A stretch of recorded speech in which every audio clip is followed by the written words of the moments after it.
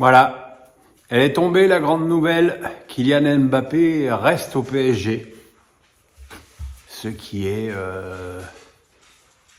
malgré tout une surprise, parce qu'il y a encore 2 jours, tout semblait indiquer qu'il partait au Real. Alors qu'est-ce qui s'est passé? On le saura peut-être lorsque Kylian prendra la parole, mais déjà, il faut se réjouir. Enfin, moi, je me réjouis. Je me réjouis que le meilleur joueur du monde, compte tenu de son âge, je dis pas qu'il est meilleur que Benzema, je dis qu'il a 12 ans de moins que Benzema, que le joueur le plus prometteur au monde, voilà, pour moi, tout le monde d'accord, reste dans son pays. C'est bien pour la Ligue 1, c'est bien pour les droits télé, c'est bien pour le PSG, c'est bien pour tout le monde. Même si je suis pas étonné des commentaires haineux que je peux lire de tous les supporters par procuration du Real en France, avec ce pauvre Fred Hermel en tête de gondole, qui dit n'importe quoi pour changer. Mais voilà, enfin, en même temps que Fred dise n'importe quoi, il n'est pas le seul. Si on reprend tout ce qui a été dit par les uns et par les autres pendant les derniers mois, c'est hallucinant. C'est sûr, il part, c'est sûr, il reste, il a les pleins pouvoirs, c'est lui qui va choisir l'entraîneur, il va jouer avec Benzema. Enfin, on a tout lu, tout entendu, c'est nul. Moi, vous me reconnaîtrez au moins la grâce de ne jamais avoir balancé de fausses infos sur le sujet.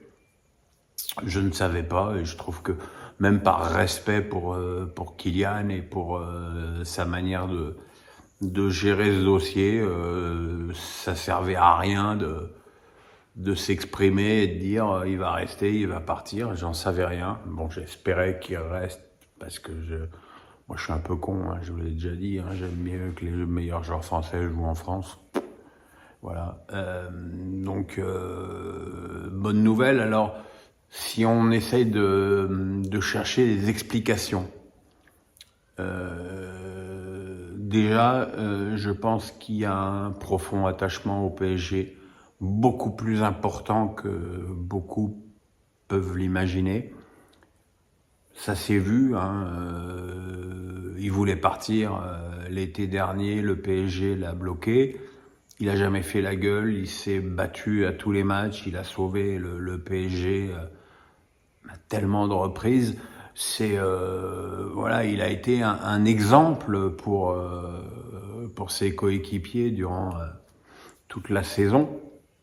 Et j'ai envie de dire, quand on se comporte comme ça, c'est pas qu'une question de respect du maillot et de professionnalisme. Il y a aussi forcément de l'amour. Et c'est pour ça qu'à l'arrivée, je suis pas spécialement étonné, parce que il a montré pendant toute cette saison qu'il était même attaché au PSG. Et même le match contre le Real, il marque à l'aller, il marque au retour. Si le PSG est éliminé, c'est vraiment pas de sa faute. Il a tout fait pour. Il a joué sans retenue. De toute façon, il était tellement épié sur ce match qu'il pouvait pas jouer avec retenue. Ça, c'est le premier point, l'attachement au PSG. Le deuxième point, c'est que je pense qu'il a envie de gagner la Ligue des Champions avec le PSG, et qu'il estime à juste titre que ce serait un plus grand exploit de gagner la Ligue des Champions avec le PSG qu'avec le Real. Et voilà, il a obtenu des choses au niveau de son droit d'image, qui est quelque chose de très important. Il le montre en équipe de France. Et puis aussi de son influence dans les choix sportifs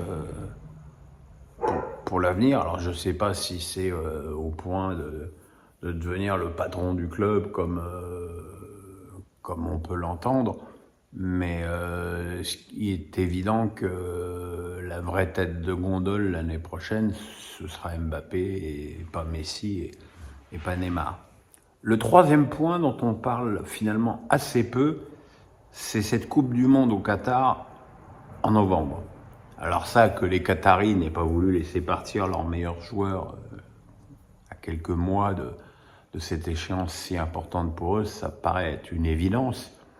Mais je pense que Kylian a dû estimer, à juste titre, et malgré l'immense confiance en lui qu'il habite, que c'était peut-être pas le moment idéal de changer de pays, de changer de club, de changer de beaucoup de choses, et que c'était peut-être un risque de laisser un petit peu de confiance dans ce changement à quelques mois d'une Coupe du Monde qui est évidemment très importante pour lui, puisqu'il aura presque 24 ans, et que ce sera un moment crucial de sa carrière, et que je pense qu'il aime à penser que c'est mieux de préparer cette Coupe du Monde en restant dans un club où il est déjà depuis 4 ans.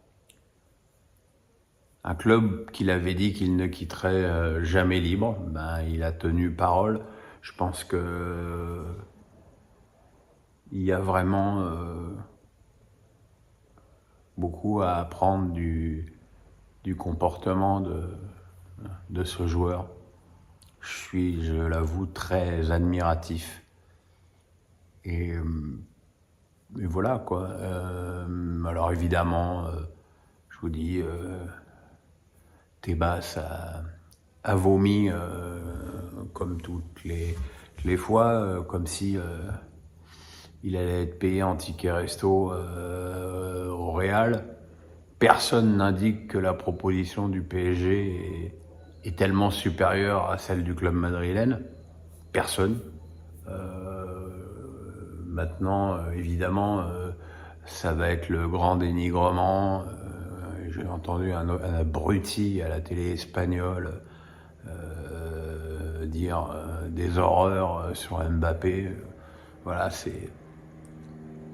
Je veux dire, le Real a quand même un peu pissé sur le PSG durant tous ces mois, en leur faisant croire qu'ils en faisaient ce qu'ils voulaient.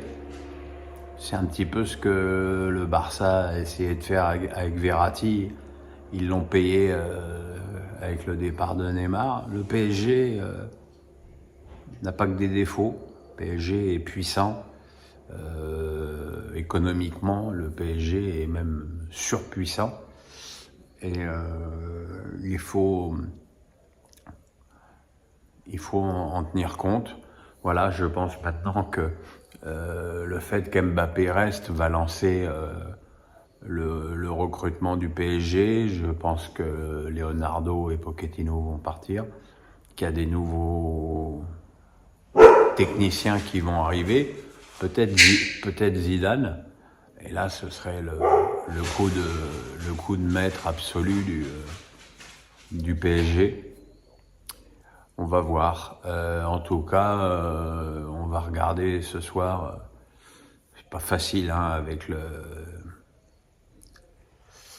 le multiplex, mais bon, sur la grande télé, il y aura Marseille, Strasbourg, et puis sur la tablette, on va jeter comme un œil à ce qui se passe au Parc des Princes et ailleurs. Voilà. Moi, je suis plutôt heureux. Et très franchement, en ce moment, les petits moments de joie, je les prends bien volontiers. Ciao les amis.